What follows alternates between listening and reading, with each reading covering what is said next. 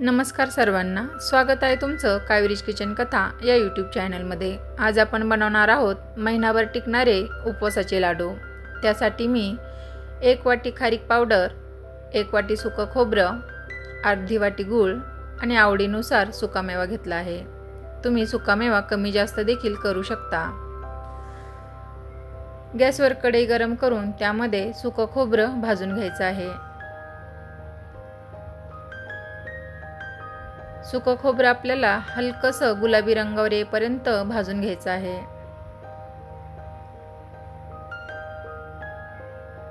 आपलं सुकं खोबरं भाजून झालेलं आहे। आपण हे एका ताटात काढून घेऊया। त्याच कढईमध्ये पुन्हा 2 चमचे तूप घालून त्यामध्ये सुकामेवा घालून घेऊया। सुकामेवा तुम्ही कमी जास्त करू शकता किंवा नाही घातला तरी चालेल। छान असा मंद आचेवर परतून घ्यायचा आहे। छान असा आपला सुकामेवा देखील परतून झालेला आहे। आपण तो काढून घेऊया। पुन्हा त्याच कढईमध्ये 2 चमचे तूप घालून खारीक पावडर आपल्याला परतून घ्यायची आहे।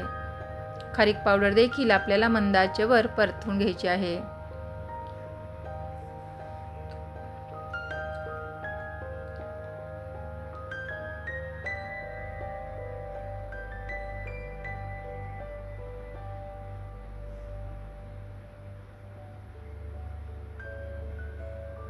छान अशी खारीक पावडर देखील आपली परतून झालेली आहे।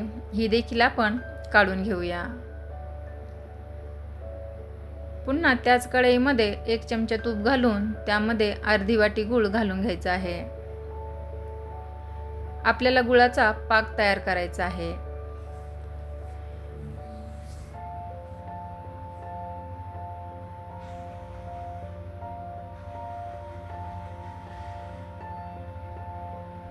गूळ छान वितळायला लागला आहे। त्यामध्ये आपण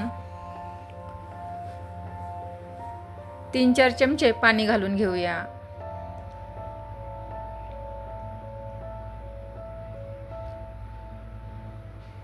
छान असा आपल्याला पाक तयार करायचा आहे। पाक तयार होतो तोपर्यंत आपण सुकामेवा बारीक करून घेऊया। पाक आपल्याला एकतारी बनवायचा आहे। याप्रमाणे एकतारी पाक आपण तयार करून घेऊ। आपला पाक तयार आहे।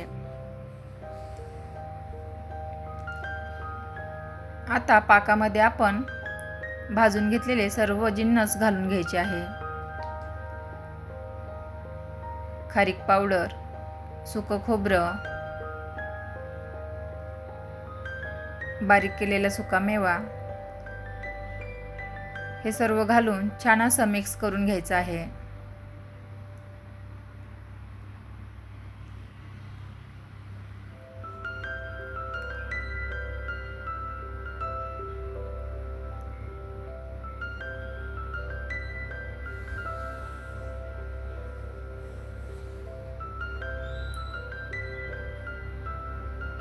पाकामध्ये छान आपलं साहित्य मिक्स झालेलं आहे।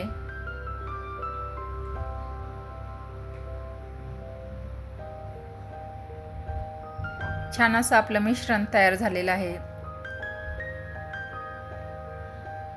यामध्ये 1-1.5 चमचा वेलची पूड घालून घ्यायची आहे। वेलची पूड घालून झाल्यावर ती देखील छान मिक्स करून घ्यायची आहे। छान अशी मिक्स झालेली आहे। आता आपण लाडू वळवायला घेऊया।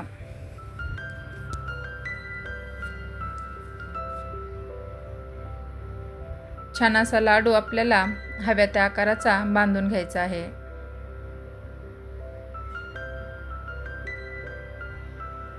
मी याप्रमाणे लाडू बनवत आहे। आता सर्व लाडू तयार करून घेऊया।